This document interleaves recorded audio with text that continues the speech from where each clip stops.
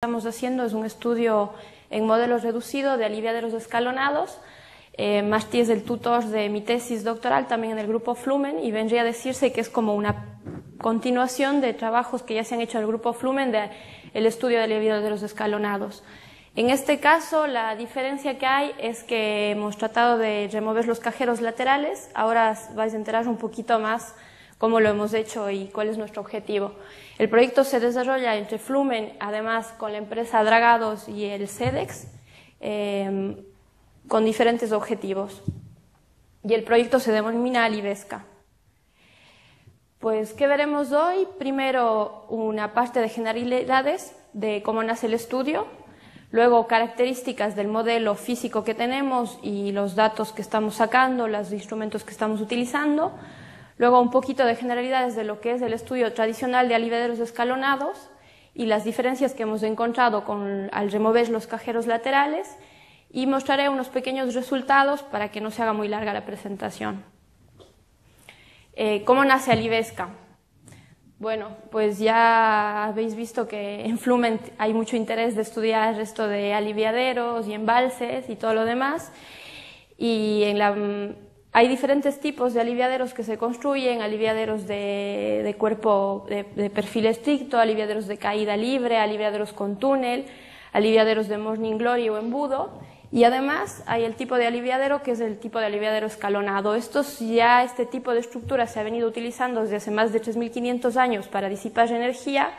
Sin embargo, en el siglo XIX y el siglo XX se empiezan a construir más, y además, desde los 80 más o menos, empieza una fuerte entrada en la investigación de este tipo de aliviaderos, a lo cual se suma el avance tecnológico de la técnica constructiva de hormigón compactado con rodillo o Rolled Compact Concrete, que desde el 95 ya se estabiliza y que la empresa Dragados, que es nuestro partner en este estudio, pues lo viene aplicando en la construcción de aliviaderos no solo en España, sino fuera, ya que ellos trabajan a nivel mundial.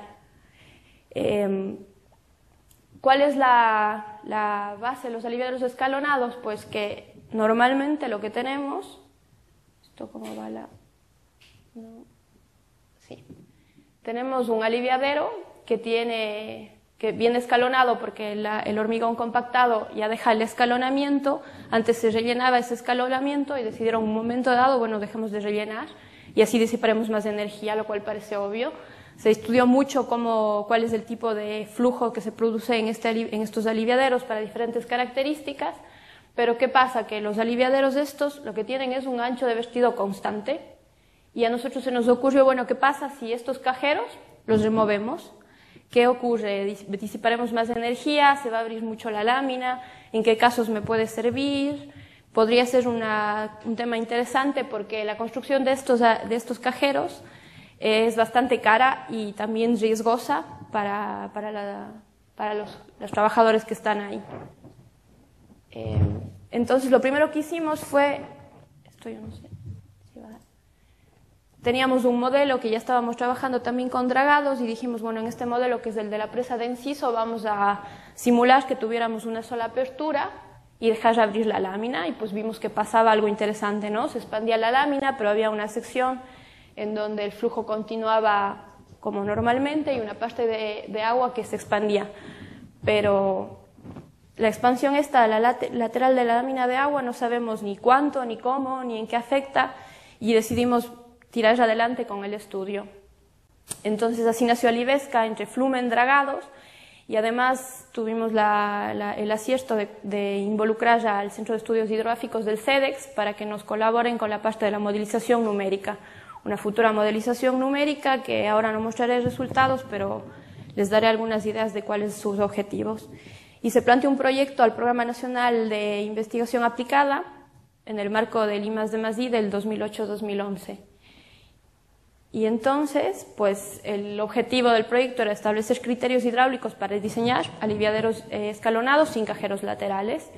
Y empezamos la construcción, una construcción que, si es que os vais por el laboratorio de hidráulica, es un modelo bastante grande, el más grande que tenemos, y que fue bastante significativa su construcción, fue bastante rápida, nos empleamos mucho en aquello, y pues ahora tenemos una estructura bastante consolidada para poder estudiar varias cosas, no solo lo que tenemos ahora en nuestros objetivos. Del modelo, ¿qué podemos decir? Que es un modelo físico bajo la semejanza de Freud. Esto en el tipo de flujo que se produce se ha estudiado ya que hay que tener consideraciones especiales sobre los números de Reynolds y de Weber por el efecto de la aireación y los efectos de escala que se pueden presentar.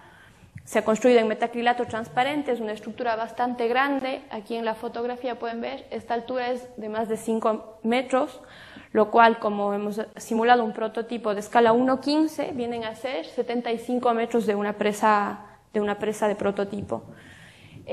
Lo que hicimos fue dejar como si este cajero de aquí sea, primero pensamos un eje bidimensional, es decir, que tendríamos el doble de la estructura, y después ya analizamos y hicimos otro estudio del ancho mínimo de vertido para que lo que nos permita es aprovechar más ancho. Lo que pasa es que en el laboratorio tenemos restricciones en cuanto al espacio. Y bueno, aún así esta estructura es bastante grande. La estructura cuenta con el diseño tradicional de la transición de entrada. Y otra cosa importante es que aumentamos la capacidad del laboratorio para alimentar la estructura, pudiéndola alimentar con un caudal que en prototipos representaría hasta 15 metros cúbicos por segundo, teniendo en cuenta 3 anchos de vertido, relacionados al ancho total de nuestro caso de estudio, y haciendo el vertido pegado al cajero lateral derecho. Además, en un inicio del proyecto, cuando se expandía mucho la lámina, como pueden ver en esta figura de aquí, lo que hicimos es hacer una longitud de acompañamiento en cabecera que sería igual a lo que viene a ser la pila de acceso, del vial de acceso a la coronación de la presa, que más o menos son unos 10 metros en prototipo. Y esto nos permite ganar velocidad y que se expanda menos. Luego hablemos un poco de la instrumentación. Este fue una tarea también bastante larga durante la fase de construcción. En paralelo, lo que hicimos fue estudiar un poco qué instrumentos de medida íbamos a utilizar en esta estructura bastante grande. El primero era los sensores de presión, que ya habían sido utilizados y que ya habían dado muy buenos resultados en estudios previos en el Instituto Flumen.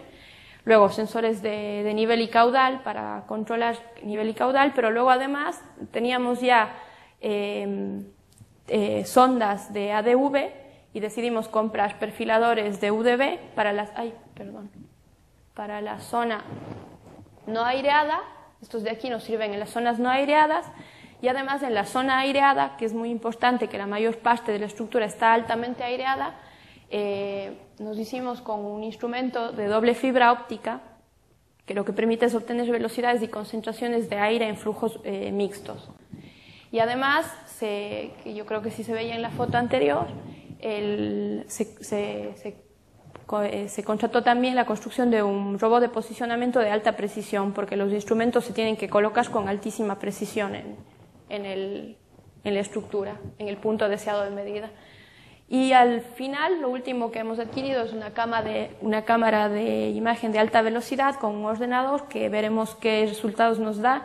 Hemos empezado y hemos tenido videos bastante bonitos para mostrar, pero todavía nos queda pendiente todo el tema del procesamiento de esa información y más información que nos queda recoger con ese instrumento.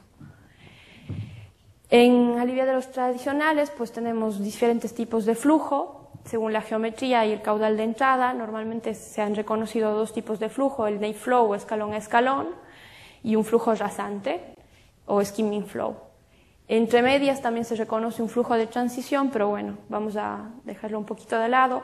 El flujo escalón a escalón básicamente se viene dado porque se produce un resalto hidráulico, las pendientes del escalonamiento son bajas o los caudales son bajos, y se consigue que se produzca en el escalón un resalto hidráulico que es el que disipa la energía.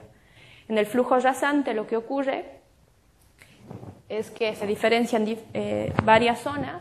Es el caso que se nos aplicaría a nosotros en la mayor parte del aliviadero. Hay una parte en donde el flujo es normal, pero va creciendo la capa límite hasta que alcanza la superficie y entonces se produce una entrada de aire y el flujo empieza a ser aireado.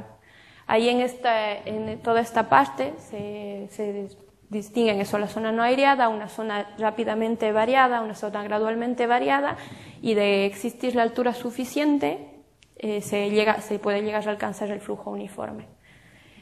¿Qué ocurría? Pues que el nuestro no es un aliviadero tradicional con las paredes, entonces lo que queremos es sacar las ecuaciones que nos definan. Las ecuaciones de los aliviaderos tradicionales que definen estos tipos de flujo ya están estudiadas y bien estudiadas por diferentes autores y contrastadas, pero para nuestro caso no. Y lo que ocurre es que pues, se nos expande el agua y a mayor caudal, mayor es esa expansión, y lo que podemos ver es que se diferencian tres zonas. Vamos a llamar lado abierto al que está encarado con la apertura, un lado intermedio donde se empieza a abrir la lámina y un lado cerrado que ya es al final de la apertura. Y se puede ver en estos pequeños videos que he puesto aquí, pues los flujos diferenciados que se producen en esas tres zonas. Es decir, que básicamente venimos a tener una parte de flujo rasante normal, una parte de flujo transición y una parte de flujo escalón. Esto dependiendo del caudal y el ancho de vertido. Lo que hicimos, primeramente, el primer objetivo que teníamos era ver, bueno, cuánto se está expandiendo y nos va a ser útil o no este tipo de estructuras. Y entonces lo que se hizo fue aforar a pie de presa y luego a lo largo del aliviadero para diferentes condiciones hidráulicas, y pudimos obtener esa distribución, la cual ya nos demarca más o menos en qué tipo de estructuras nos podríamos mover, en qué tipo de características de la estructura nos podíamos mover para que esta sea una propuesta viable para la construcción. Esa fue ya la primera información nueva que hemos sacado del proyecto. Luego tuvimos el tema de las medidas. En la parte de la zona aireada básicamente no cambia, viene a ser más o menos lo mismo, estamos sacando información que es contrastable con datos que ya teníamos de antes, pero lo que más nos ha interesado es la información en la zona aireada. En la zona aireada, que el flujo es altamente turbulento, la técnica que se ha utilizado es esta de doble fibra óptica, ya validada por el Instituto Técnico de Zúrich, que ya se utilizó ahí. Y lo que hicimos, bueno, el principio de medida es la refracción del aire, que esta probeta de doble fibra óptica mide la refracción del aire y puede calcular tanto la concentración de aire como la velocidad de una probeta de doble fibra óptica. Es decir, tenemos dos hilos de fibra óptica que detectan agua o aire y en función de esa distancia de separación se calcula la velocidad. Luego, el instrumento lo hemos situado en diferentes puntos y hemos sacado perfiles. El perfil tradicional que hemos estado sacando es un perfil perpendicular a lo que sería la pendiente del canal o el vértice de las aristas, que se conoce como el pseudofondo. Y entonces se ha sacado un perfil de velocidades pues, en esta vertical, en diferentes escalones y a lo largo y a lo ancho en diferentes sitios. Y lo que hemos podido tener es esto, por ejemplo. Este es solo un ejemplo, el estudio es bastante amplio, tenemos muchísima información y llevamos solamente 1 año y medio de estudio, más o menos, aproximadamente, desde que se terminó la construcción del modelo. Tenemos perfiles de velocidad que nos permiten ver en la parte alta, que sería el escalón 22, lo que pasa que ya está puesto adimensionalizado. Por ejemplo, para el caudal más alto que estudiamos, el de 15 metros cúbicos por segundo por metro, pues llegamos a tener velocidades en prototipo hasta 20, ya digamos las velocidades de superficie. Y al pie de presa, en cambio, llegamos casi a velocidades de 25 metros por segundo. Y las concentraciones de asimismo, en la parte alta las concentraciones son bajas, lo cual es interesante porque se pueden empezar a analizar los riesgos de cavitación que se puedan producir. Y en la parte baja pues ya tenemos concentraciones de aire que son suficientemente grandes, lo cual nos garantizan que la estructura no tendrá riesgos de cavitación ahí. Además, bueno, esto nos ha permitido ver cómo la evolución del calado y de la velocidad, sacar diferentes ecuaciones. Por ejemplo, podemos ver que a dos veces el ancho del vertido, el calado ya se vuelve constante, no importa cuál sea el caudal de entrada, ya se nos estabiliza en unos 40 centímetros a pie de presa. Y la velocidad, en cambio, al contrario, cercana al cajero, cercana al eje de simetría, es constante, pero conforme se va alejando, según el caudal, depende del caudal, a mayor caudal, mayor velocidad. Y bueno, esta es una parte del estudio, tenemos mucho más resultados, lo mismo como decía Marina, si queréis mayor información al respecto nos podéis contactar. Nuestro objetivo con todas estas mediciones y todo es sustentar bien la expansión, qué es lo que produce la expansión de agua y poder definir claramente cómo funciona la estructura. Además, tenemos también la colaboración del CEDEX que yo había mencionado antes, y la colaboración del CEDEX ha estado en que ellos han construido el mismo modelo, pero en un modelo numérico lagrangiano con el SPH de partículas, el cual tiene punto negativo que obviamente nos sirve para estudiar flujos bifásicos, pero estamos tratando de ver qué reproduce. Y de todas maneras, en la parte de la zona aireada se puede estudiar sin un problema. Y ya tenemos medidas de comparación y estamos haciendo artículos de comparación de los dos modelos. Y eso es todo. Muchas gracias.